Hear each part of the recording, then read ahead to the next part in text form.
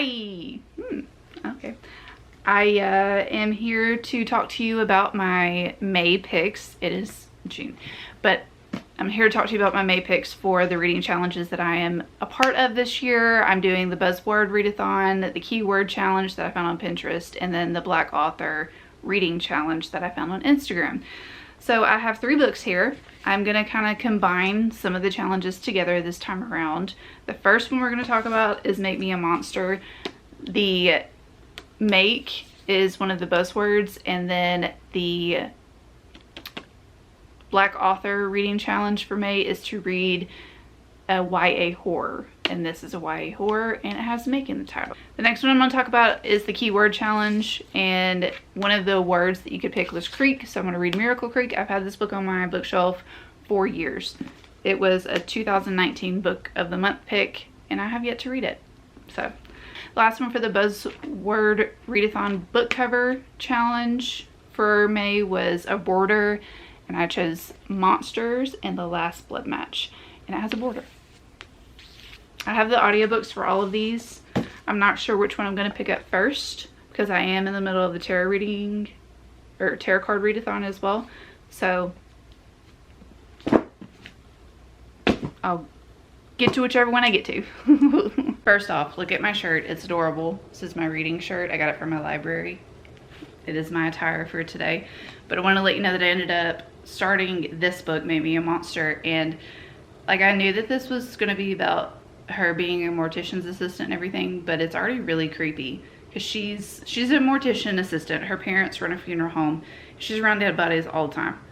Like, to me, that's just creepy. So I'll let you know how I feel about this. Just know that I'm not a zombie fan, and I think that it's going to be about zombies because it literally says in here the dead don't seem to be staying dead. I don't know how I feel about that, but I'll let you know. I'll keep you updated, but I want to let you know that this book is already really creepy. It already is giving me really creepy good vibes. It's already giving me creepy vibes, okay? But yeah, just wanted to fill you in. Oh, there's strawberries.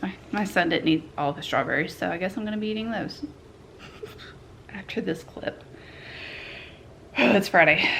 Hey, I ended up finishing Make Me a Monster, giving it a 3.5. I didn't realize that this was going to be like a Frankenstein retelling, sort of. And it was very interesting to me. I will say that it wasn't the most like exciting story to me, but I did really like Mika, and I thought that her character was very interesting. I saw a lot of character development in this story for her in a short amount of time.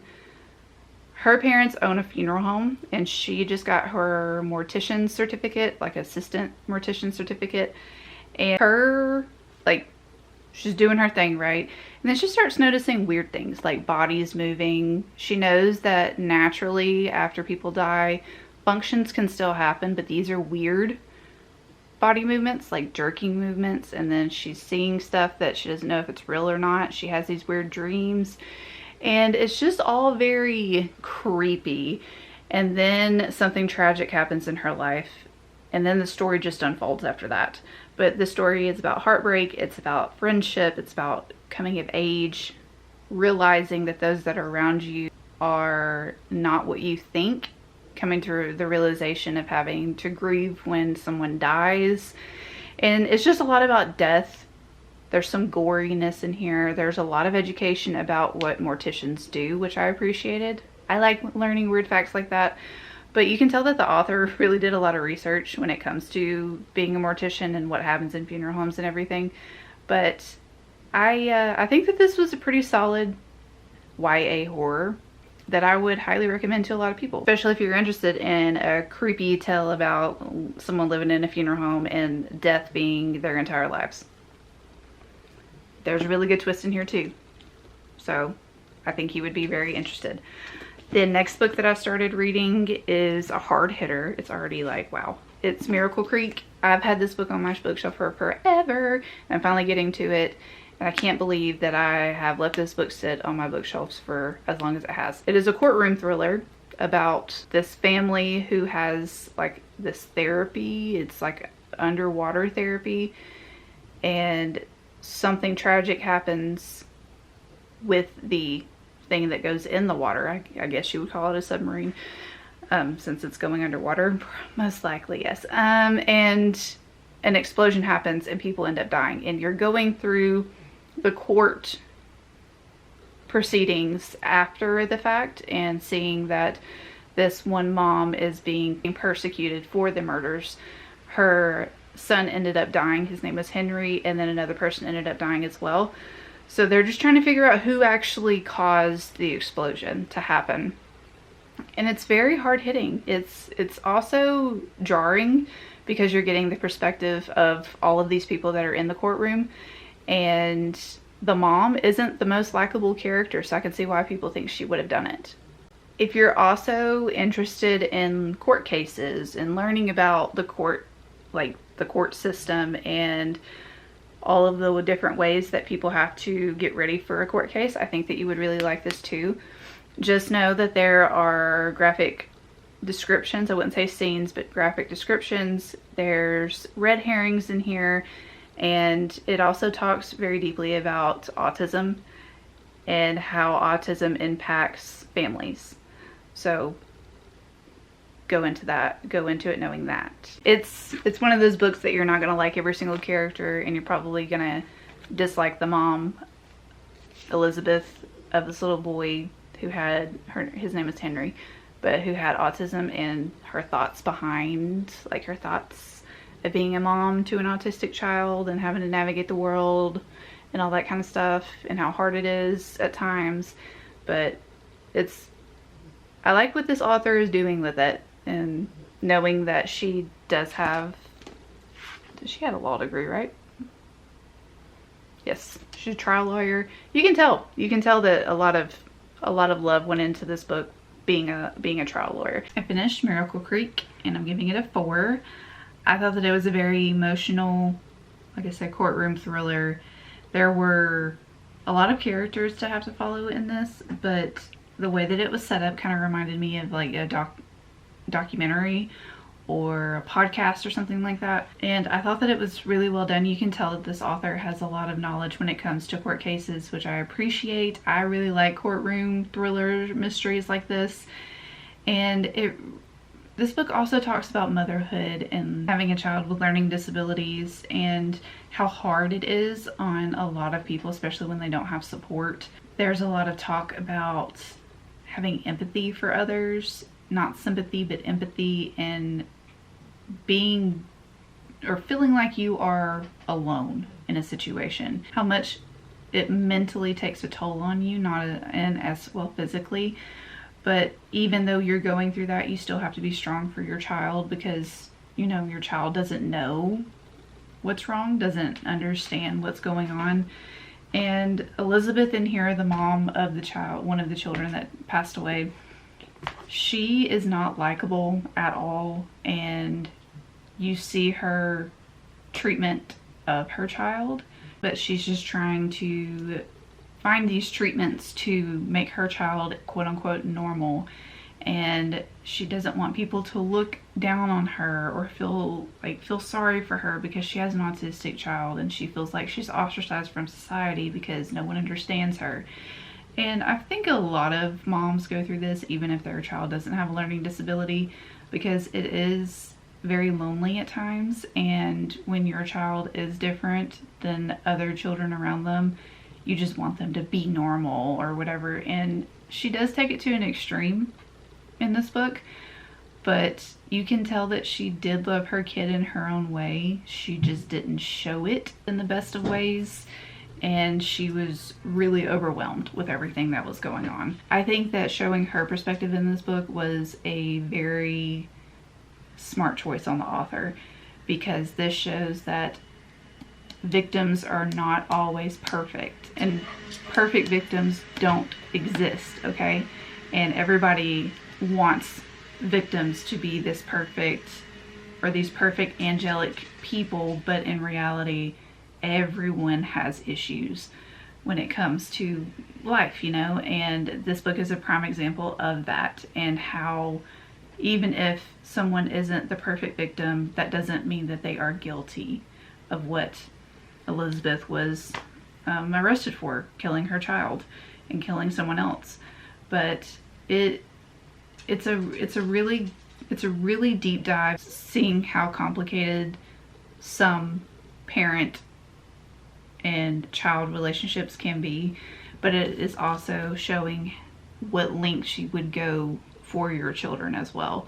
And while some characters in here's interpretation of that is warped, others takes it to a whole new level, trying to protect their children in any way that they can. So I thought that this was a very well done debut novel.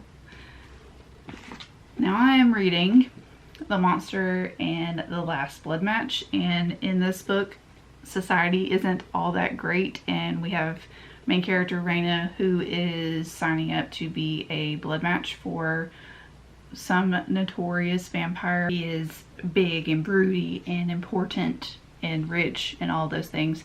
And you know me, I love a brooding, grumpy male main character.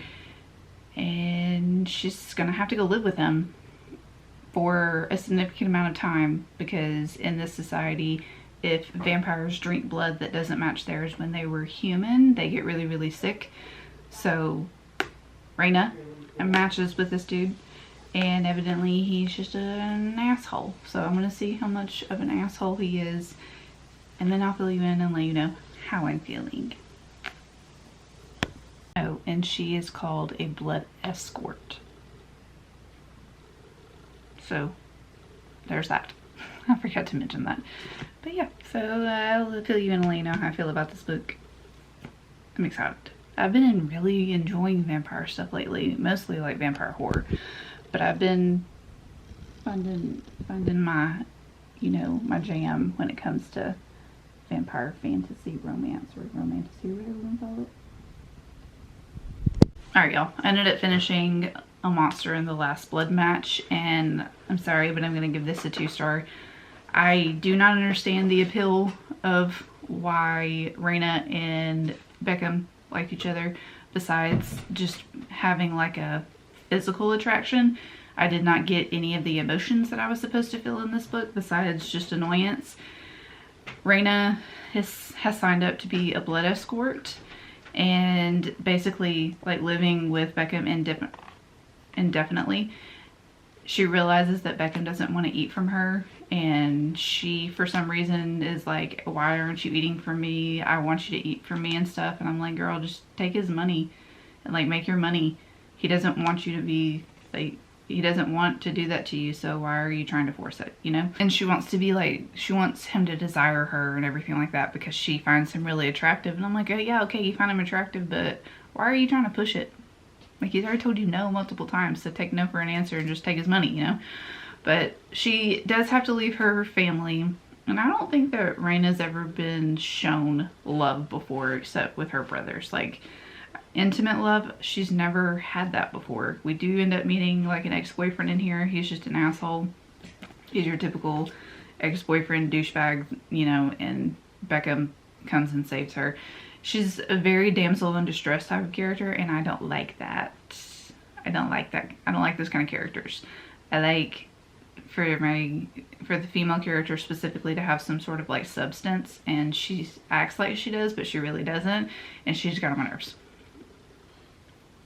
And there was a lot of plot holes in here. It was only 303 pages for a fantasy, and typically I don't really like world building, but I needed a little bit more in here to understand. Like, I understood what was happening, but why was it happening, you know? It didn't really give me what I needed out of that. And that's one thing that I have against romantasy sometimes, is that they all are a lot alike. And I feel like I have read quite a bit of this. Even not just romantasy, but like dystopian romance and all that kind of stuff. I think that there are better ones out there. And yeah, it needed a little bit more just a little bit more. If it had like 100 more pages and it explained a little bit more about what was going on, I think I would have given it at least 3.5, but this was like a straight 2 all the way through. And I don't think that I'm going to recommend this to you. So there are better ones out there. What did you just eat? My puppy eats everything. Anyways, okay, I finished this. I don't know what my overall rating is, but I'll put it on the screen for you. Even though I only read 3 books in May, I think I picked some good ones besides the last one that I read. Let me know in the comments down below what you thought of this video, if you've read any of these, if you agree or if you disagree. Just let me know. And I'm immediately going to jump into June because it is June 28th and I have not done June yet. I'm behind, okay? So I'll see you in the next one, literally in like 2 seconds. Bye!